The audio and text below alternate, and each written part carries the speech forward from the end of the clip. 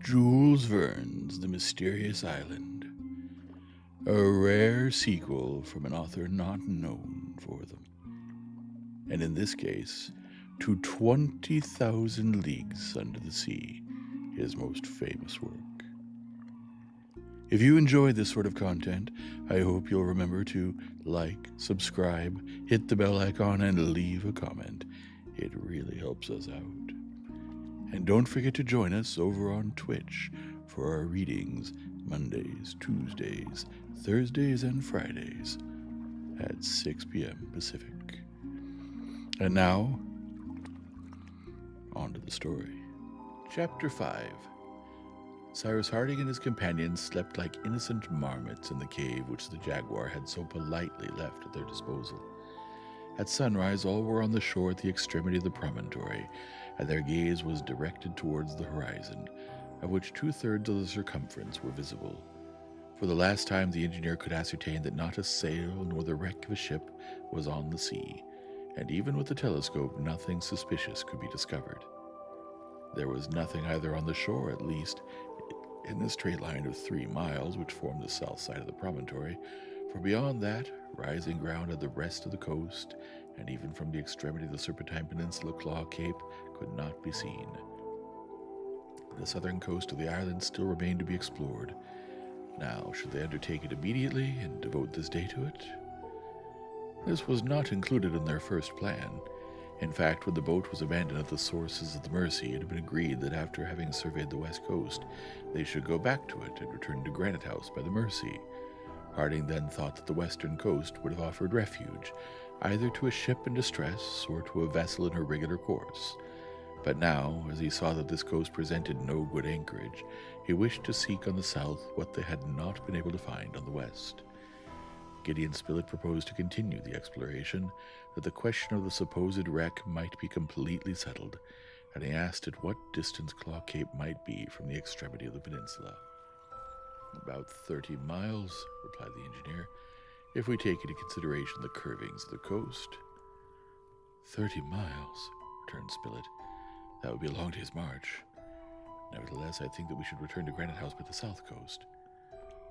"But," observed Herbert, "from Claw Cape to Granite House there must be at least another 10 miles. "Make it 40 miles in all," replied the engineer, "and do not hesitate to do it. At least we should survey the unknown shore, and then we shall not have to begin the exploration again." "Very good," said Pencroft. "But the boat?" "The boat has remained by itself for 1 day at the sources of the Mersey," replied Gideon Spilett. "It may just as well stay there for 2 days. As yet we have had no reason to think that the island is infested by thieves." "Yet," said the sailor, "when I remember the history of the turtle, I am far from confident of that." "The turtle, the turtle!" replied the reporter. "Don't you know what the sea had turned it over?" "Who knows?" murmured the engineer. "But," said Neb. Neb had evidently something to say, for he opened his mouth to speak, and yet said nothing. "What do you want to say, Neb?" asked the engineer. "If we return by the shore to Claw Cape," replied Neb, "after having doubled the cape, we shall be stopped." "By the Mersey, of course," replied Herbert, "and we shall have neither bridge nor boat by which to cross." "But, Captain," added Pencroft, "with a few floating trunks we shall have no difficulty in crossing the river." "Never mind," said Spilett. "It will be useful to construct a bridge if we wish to have easy access to the far west." "A bridge!" cried Pencroft. "Well, is not the captain the best engineer in his profession? He will make us a bridge when we want one. As to transporting you this evening to the other side of the Mersey, and that without wetting one thread of your clothes, I'll take care of that. We have provisions for another day, and besides we can get plenty of game. Forward!" The reporter's proposal, so strongly seconded by the sailor, received general approbation, for each wished to have their doubts set at rest, and by returning by Claw Cape the exploration would be ended. But there was not an hour to lose, for 40 miles was a long march, and they could not hope to reach Granite House before night. At 6 o'clock in the morning the little band set out. As a precaution, the guns were loaded with ball, and Top, who led the van, received orders to beat around the edge of the forest. From the extremity of the promontory which formed the tail of the peninsula, the coast was rounded for a distance of 5 miles, which was rapidly passed over without even the most minute investigations bringing to light the least trace of any old or ancient landings. No debris, no mark of an encampment, no cinders of a fire, nor even a footprint. From the point of the peninsula on which the settlers now were their gaze could extend along the southwest. 25 miles off the coast terminated in the Claw Cape, which loomed dimly through the morning mists, and which, by the phenomenon of the mirage, appeared as if suspended between land and water. Between the place occupied by the colonists and the other side of the immense bay, the shore was composed, first, of attractive low land, bordered in the background by trees. Then the shore became more irregular, projecting sharp points into the sea, and finally ended in the black rocks which, accumulated in picturesque disorder, formed Claw Cape. Such was the development of this part of the island, which the settlers took in at a glance, while stopping for an instant. "If a vessel ran in here," said Pencroft, "she would certainly be lost. Sandbanks and reefs everywhere. Bad quarters." "But at least something would be left of the ship," observed the reporter. "There might be pieces of wood on the rocks, but nothing on the sands," replied the sailor. "Why?" "Because the sands are still more dangerous than the rocks. They swallow up everything that is thrown on them. In a few days the hull of a ship of several hundred tons would disappear entirely in there." "So, Pencroft," asked the engineer, "if a ship has been wrecked on these banks, is it not astonishing that there is now no trace of her remaining?" "No, Captain. With the aid of time and tempest. However, it would be surprising even in this case that some of the masts or spars should not have been thrown on the beach, out of reach of the waves." "Let us go on with our search, then," returned Cyrus Harding. At 1 o'clock the colonists arrived at the other side of Washington Bay, they having now gone a distance of 20 miles. They then halted for breakfast. Here began the irregular coast, covered with lines of rocks and sandbanks. The long sea swell could be seen breaking over the rocks in the bay, forming a foamy fringe. From this point to Claw Cape, the beach was very narrow between the edge of the forest and the reefs. Walking was now more difficult on account of the numerous rocks which encumbered the beach. The granite cliff also gradually increased in height, and only the green tops of the trees which crowned it could be seen. After half an hour's rest, the settlers resumed their journey, and not a spot among the rocks was left unexamined. Pencroft and Neb even rushed into the surf whenever any object attracted their attention, but they found nothing, some curious formations of the rocks having deceived them. They ascertained, however, that eatable shellfish abounded there, but these could not be of any great advantage to them until some easy means of communication had been established between the two banks of the Mersey, and until the means of transport had been perfected. Nothing, therefore, which threw any light on the supposed wreck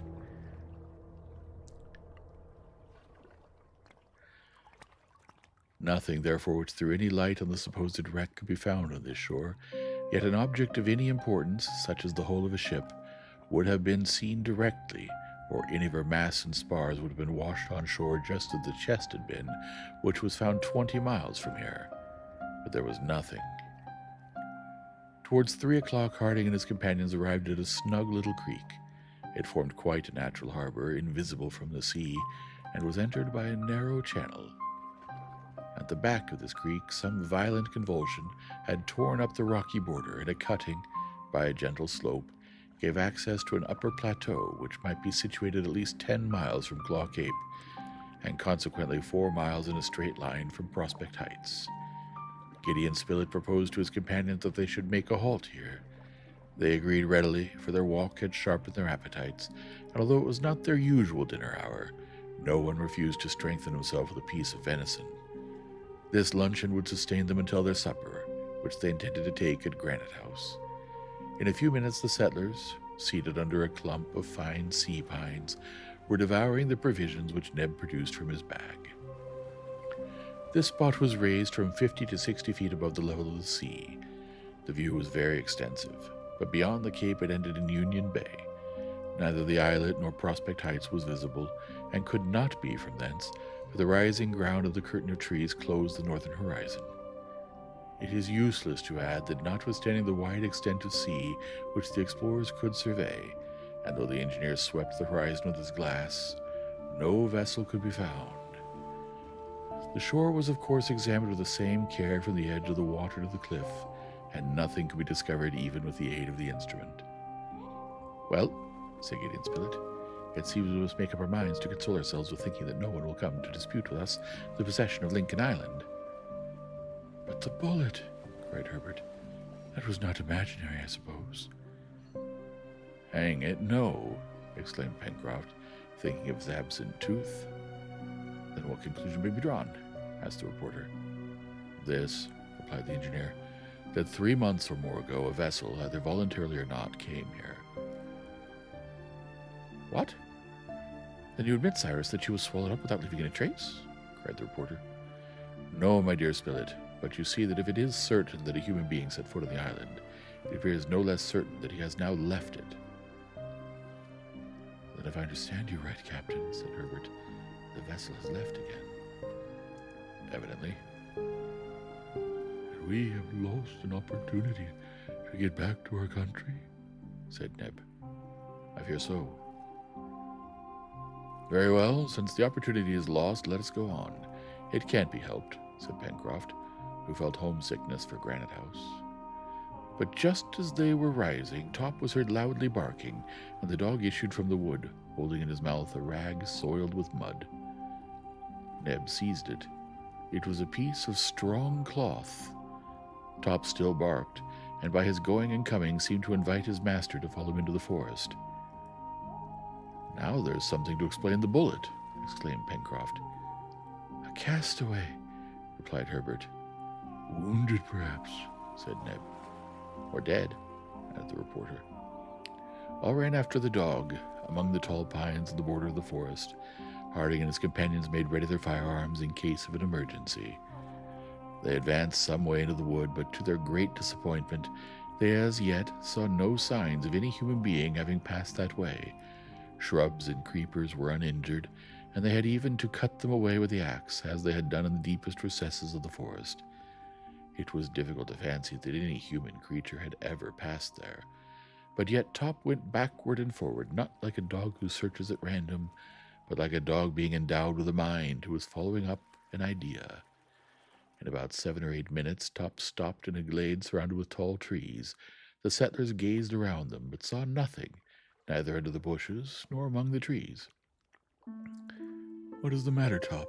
said Cyrus Harding. Top barked louder, bounding about at the foot of a gigantic pine.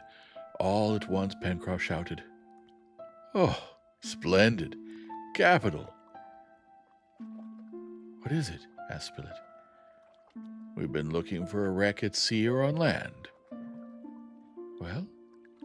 "Well, and here we found one in the air." And the sailor pointed to a great white rag caught in the top of the pine, a fallen scrap of which the dog had brought them. "But that's not a wreck," cried Gideon Spilett. "I beg your pardon," returned Pencroft. "Why is it?" "It is all that remains of our airy boat, of our balloon, which has been caught up aloft there at the top of that tree." Pencroft was not mistaken, and he gave vent to his feelings in a tremendous hurrah, adding, "There's good cloth. There's what will furnish us with linen for years.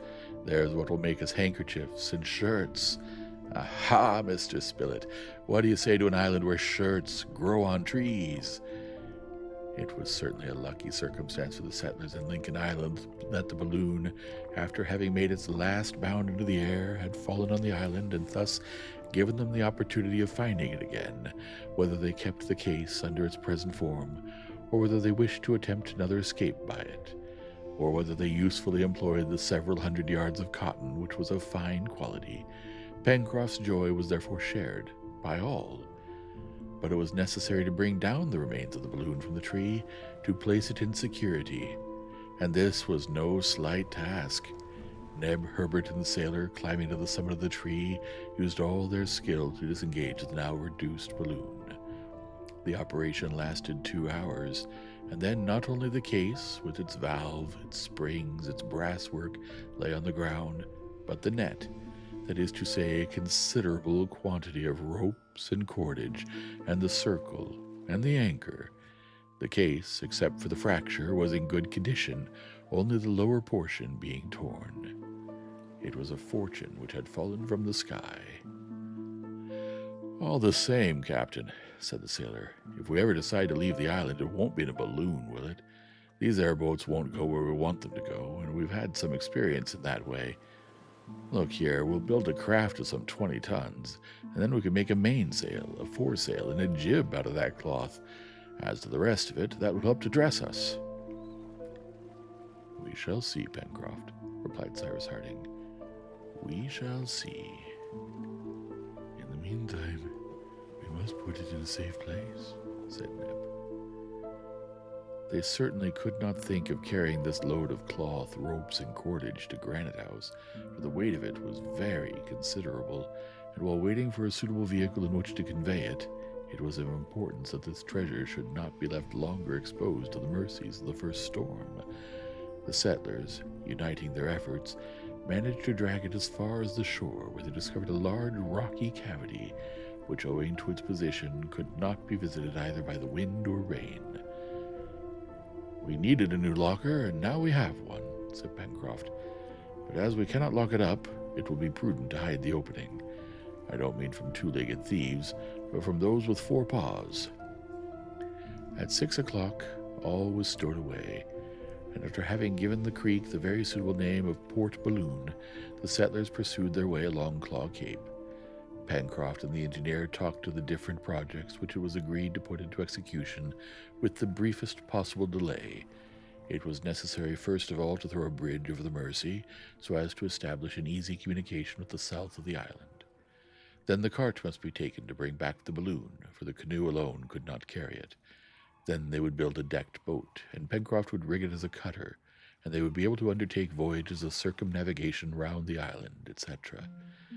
In the meanwhile, night came on, and it was already dark when the settlers reached Flotsam Point, where they had found the precious chest. The distance between Flotsam Point and Granite House was another 4 miles, and it was midnight when, after having followed the shore by the mouth of the Mersey, the settlers arrived at the first angle formed by it. There the river was 80 feet in breadth, which was awkward to cross, but as Pencroft had taken upon himself to conquer this difficulty, he was compelled to do it. The settlers certainly had reason to be pretty tired. The journey had been long, and the task of getting down the balloon had not rested either their arms or legs. They were anxious to reach Granite House to eat and sleep, and if the bridge had been constructed, in a quarter of an hour they would have been at home. The night was very dark. Pencroft prepared to keep his promise by constructing a sort of raft on which to make the passage of the Mersey. He and Neb, armed with axes, chose 2 trees near the water and began to attack them at the base. Cyrus Harding and Spilett, seated on the bank, waited till their companions were ready for their help, while Herbert roamed about, though without going to any distance. All at once the lad who had strolled by the river came running back and, pointing up the Mersey, exclaimed, "What is floating there?" Pencroft stopped working, and seeing an indistinct object moving through the gloom. "A canoe!" cried he. All approached and saw to their extreme surprise a boat floating down the current. "Boat ahoy!" shouted the sailor, without thinking that perhaps it would be best to keep silence. No reply. The boat still drifted onward, and it was not more than 12 feet off when the sailor exclaimed, "But it is our own boat! She's broken her moorings and floated on the current. I must say she's arrived very opportunely." "Our boat?" murmured the engineer. Pencroft was right. It was indeed the canoe, of which the rope had undoubtedly broken, and which had come alone from the sources of the Mersey. It was very important to seize it before the rapid current could have swept it away out of the mouth of the river, but Neb and Pencroft cleverly managed this by means of a long pole. The canoe touched the shore. The engineer leaped in first and found, on examining the rope, that it had been really worn through by rubbing against the rocks. "Well," said the reporter to him in a low voice, "this is a strange thing." "Strange indeed," returned Cyrus Harding. Strange or not, it was very fortunate. Herbert, the reporter, Neb, and Pencroft embarked in turn. There was no doubt about the rope having been worn through, but the astonishing part of the affair was that the boat should arrive just at the moment when the settlers were there to seize it on its way. For a quarter of an hour earlier or later, it would have been lost in the sea. If they had been living in the time of Genie, this incident would have given them the right to think that the island was haunted by some supernatural being who used his power in the service of the castaways. A few strokes of the oar brought the settlers to the mouth of the Mersey. The canoe was hauled up on the beach near the Chimneys, and all proceeded towards the ladder of Granite House. But at that moment Top barked angrily, and Neb, who was looking for the first steps, uttered a cry. There was no longer a ladder. End of Chapter 5. Chapter 6. Cyrus Harding stood still without saying a word. His companions searched in the darkness on the wall in case the wind should have moved the ladder, and on the ground, thinking that it might have fallen down. But the ladder had quite disappeared. As to ascertaining if a squall had blown it on the landing place, halfway up, that was impossible in the dark. If it is a joke, cried Pencroft, it's a very stupid one. To come home and find no staircase to go up to your room by, that's nothing for weary men to laugh at. Neb could do nothing but cry out, I began to think that very curious things happen in Lincoln Island, said Pencroft. Curious, replied Gideon Spilett. Not at all, Pencroft. Nothing could be more natural. Someone has come during our absence, taken possession of our dwelling, and drawn up the ladder. Someone, cried the sailor. But who? Who but the hunter who fired the bullet, replied the reporter. Well, if there is anyone up there, replied Pencroft, who began to lose patience, I will give them a hail, and they must answer. And in a stentorian voice the sailor gave a prolonged halloo, which was echoed again and again from the cliff and rocks. The settlers listened, and they thought they heard a sort of chuckling laugh, of which they could not guess the origin. But no voice replied to Pencroft, who in vain repeated his vigorous shouts. There was something indeed in this to astonish the most apathetic of men, and the settlers were not men of that description. In their situation every incident had its importance, and certainly during the 7 months which they had spent on the island, they had not before met with anything of so surprising a character. Be that as it may, forgetting their fatigue and the singularity of the event, they remained below Granite House, not knowing what to think, not knowing what to do, questioning each other without any hope of a satisfactory reply, every one starting some supposition, each more unlikely than the last. Neb bewailed himself, much disappointed at not being able to get into his kitchen, for the provisions which they had had on their expedition were exhausted, and they had no means of renewing them. My friends, at last said Cyrus Harding, there is only one thing to be done at present. Wait for day, and then act according to circumstances.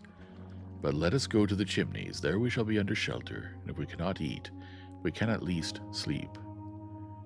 But who is it that has played us this cool trick? Again asked Pencroft, unable to make up his mind to retire from the spot. Whoever it was, the only practicable thing was to do as the engineer proposed, to go to the Chimneys and there wait for day. In the meanwhile, Top was ordered to mount guard below the windows of Granite House, and when Top received an order, he obeyed it without any questioning. The brave dog therefore remained at the foot of the cliff, while his master with his companions sought a refuge among the rocks. To say that the settlers, notwithstanding their fatigue, slept well on the sandy floor of the Chimneys would not be true. It was not only that they were extremely anxious to find out the cause of what had happened, whether it was the result of an accident which would be discovered at the return of day, or that on the contrary it was the work of human being, but they also had very uncomfortable beds. That could not be helped, however, for in some way or other at that moment their dwelling was occupied, and they could not possibly enter it. Now, Granite House was more than their dwelling. It was their warehouse. There were all the stores belonging to the colony, weapons, instruments, tools, ammunition, provisions. To think that all that might be pillaged and that the settlers would have all their work to do over again, fresh weapons and tools to make, was a serious matter. Their uneasiness led one or other of them also to go out every few minutes to see if Top was keeping good watch. Cyrus Harding alone waited with his habitual patience. Although his strong mind was exasperated at being confronted with such an inexplicable fact, and he was provoked at himself for allowing a feeling to which he could not give a name to gain an influence over him. Gideon Spilett shared his feelings in this respect, and the two conversed together in whispers of the inexplicable circumstance which baffled even their intelligence and experience. "It is a joke," said Pencroft. "It is a trick someone has played us. Well, I don't like such jokes. The joker had better look out for himself. If he falls into my hands, I can tell him." As soon as the first gleam of light appeared in the east, the colonists, suitably armed, repaired to the beach under Granite House. The rising sun now shone on the cliff, and they could see the windows, the shutters of which were closed, through the curtains of foliage.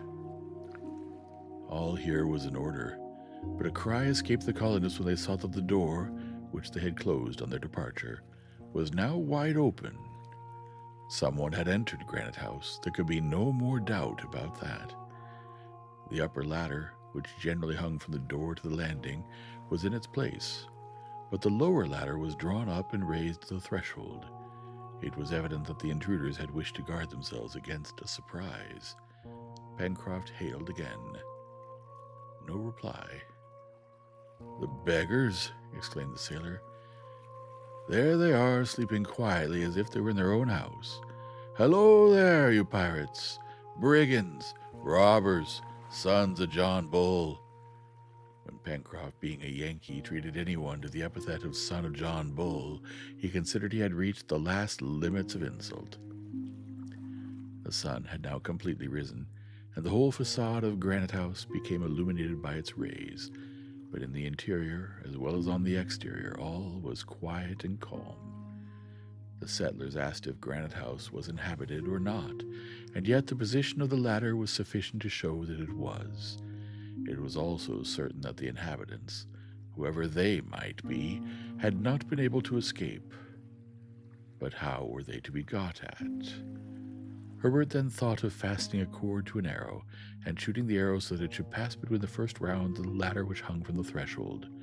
By means of the cord they would then be able to draw down the ladder to the ground, and so re-establish the communication between the beach and Granite House. There was evidently nothing else to be done, and with a little skill this method might succeed.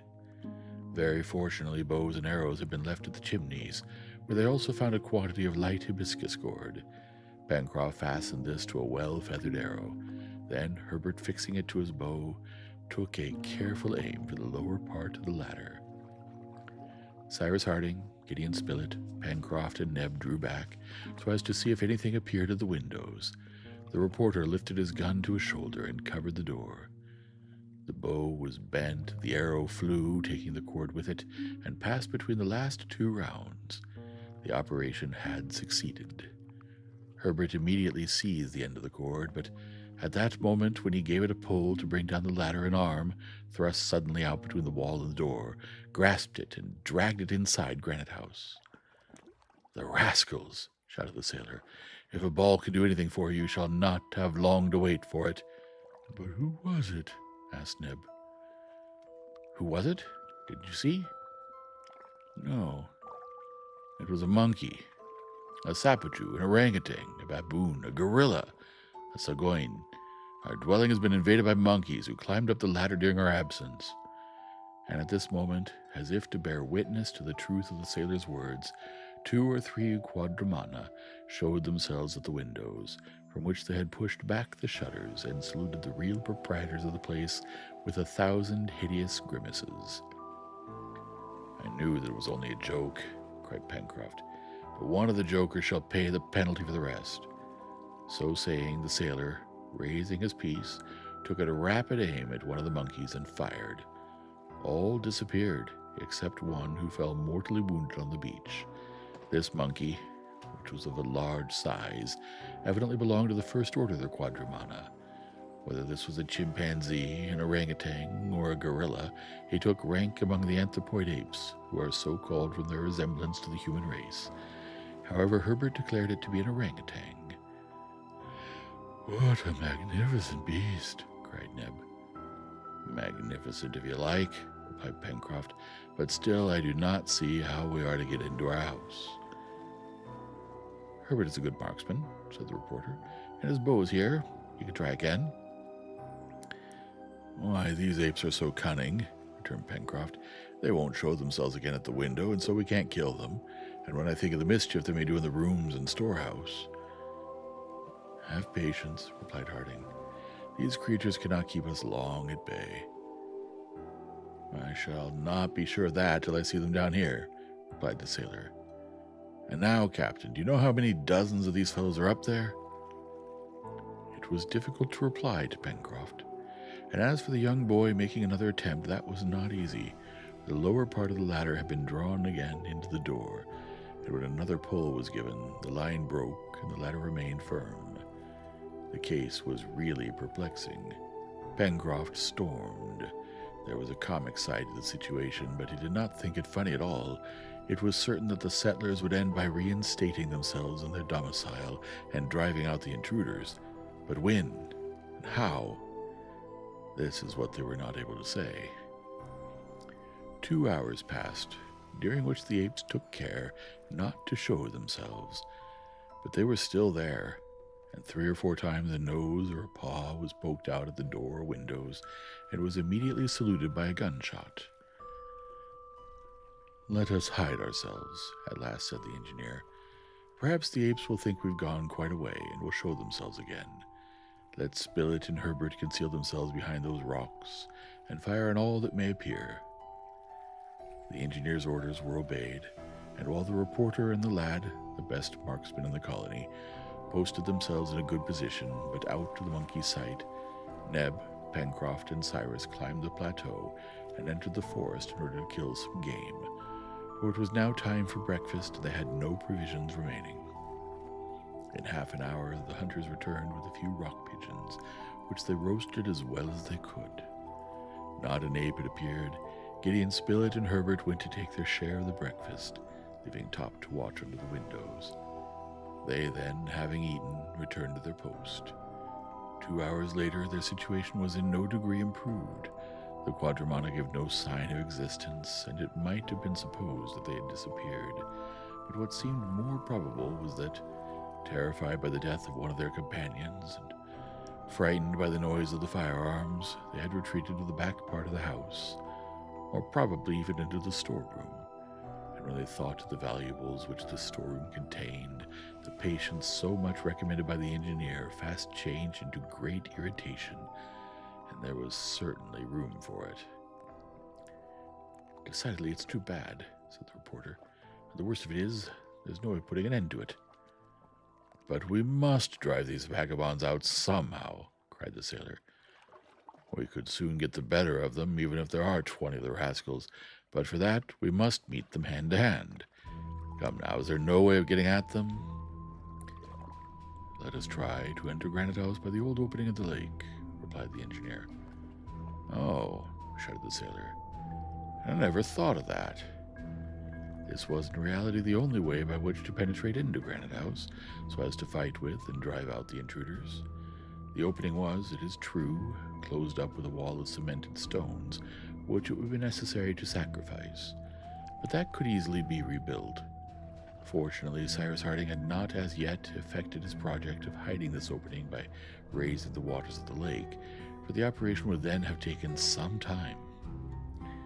It was already past 12 o'clock when the colonists, well armed and provided with picks and spades, left the chimneys, passed beneath the windows of Granite House, after telling Top to remain at his post, and began to ascend the left bank of the Mercy, so as to reach Prospect Heights. But they had not made 50 steps in this direction when they heard the dog barking furiously, and all rushed down the bank again. Arriving at the turning, they saw that the situation had changed. In fact, the apes, seized with a sudden panic from some unknown cause, were trying to escape. 2 or 3 ran and clambered from one window to another with the agility of acrobats. They were not even trying to replace the ladder, by which it would have been easy to descend. Perhaps in their terror they had forgotten this way of escape. The colonists, now being able to take aim without difficulty, fired. Some, wounded and killed, fell back into the rooms, uttering piercing cries. The rest, throwing themselves out, were dashed to pieces in their fall, and in a few minutes, so far as they knew, there was not a living quadrumana in Granite House. At this moment, the ladder was seen to slip over the threshold, then unroll and fall to the ground. "Hello," cried the sailor. "This is queer." "Very strange," murmured the engineer, leaping first up the ladder. "Take care, Captain," cried Pencroft. "Perhaps there are still some of these rascals." "We shall soon see," replied the engineer, without stopping, however. All his companions followed him, and in a minute they had arrived at the threshold. They searched everywhere. There was no one in the rooms, nor in the storehouse, which had been respected by the band of quadrumana. "Well now, and the ladder," cried the sailor. "Who can the gentleman have been who sent us that down?" But at that moment a cry was heard, and a great orang, who had hidden himself in the passage, rushed into the room, pursued by Neb. "Ah, the robber!" cried Pencroft, and hatchet in hand he was about to cleave the head of the animal when Cyrus Harding seized his arm, saying, "Spare him, Pencroft." "Pardon this rascal?" "Yes, it was he who threw us the ladder." And the engineer said this in such a peculiar voice that it was difficult to know whether he spoke seriously or not. Nevertheless, they threw themselves on the orang, who defended himself gallantly, but was soon overpowered and bound. "There," said Pencroft, "and what shall we make of him now we've got him?" "A servant," replied Herbert. The lad was not joking in saying this, for he knew how this intelligent race could be turned to account. The settlers then approached the ape and gazed at it attentively. He belonged to the family of anthropoid apes, of which the facial angle is not much inferior to that of the Australians and Hottentots. It was an orangutan, and as such had neither the ferocity of the gorilla nor the stupidity of the baboon. It is to this family of the anthropoid apes that so many characteristics belong which prove them to be possessed of an almost human intelligence. Employed in houses, they can wait at table, sweep rooms, brush clothes, clean boots, handle a knife, fork, and spoon properly, and even drink wine, doing everything as well as the best servant that ever walked upon 2 legs. Buffon possessed one of these apes, who served him for a long time as a faithful and zealous servant. The one which had been seized in the hall at Granite House was a great fellow, 6 feet high, with an admirably proportioned frame, a broad chest, head of a moderate size, the facial angle reaching 65 degrees, round skull, projecting nose, skin covered with soft, glossy hair. In short, a fine specimen of the anthropoids. His eyes, rather smaller than human eyes, sparkled with intelligence. His white teeth glittered under his mustache, and he wore a little curly brown beard. "A handsome fellow," said Pencroft. "If we only knew his language, we could talk to him." "But, master," said Neb, "are you serious? Are we going to take him as a servant?" "Yes, Neb," replied the engineer, smiling, "but you must not be jealous." "And I hope he will make an excellent servant," added Herbert. "He appears young, and will be easy to educate, and we shall not be obliged to use force to subdue him, nor draw his teeth, as is sometimes done. He will soon grow fond of his masters if they are kind to him." "And they will be," replied Pencroft, who had forgotten all his rancor against the jokers. Then, approaching the orang, "Well, old boy," he asked, "how are you?" The orang replied by a little grunt which did not show any anger. "You wish to join the colony?" again asked the sailor. "You are going to enter the service of Captain Cyrus Harding?" Another respondent grunt was uttered by the ape. "And you will be satisfied with no other wages than your food?" Third affirmative grunt. "This conversation is slightly monotonous," observed Gideon Spilett. "So much the better," replied Pencroft. "The best servants are those who talk the least." And then, no wages, do you hear, my boy? We will give you no wages at first, but we will double them afterwards if we're pleased with you. Thus the colony was increased by a new member.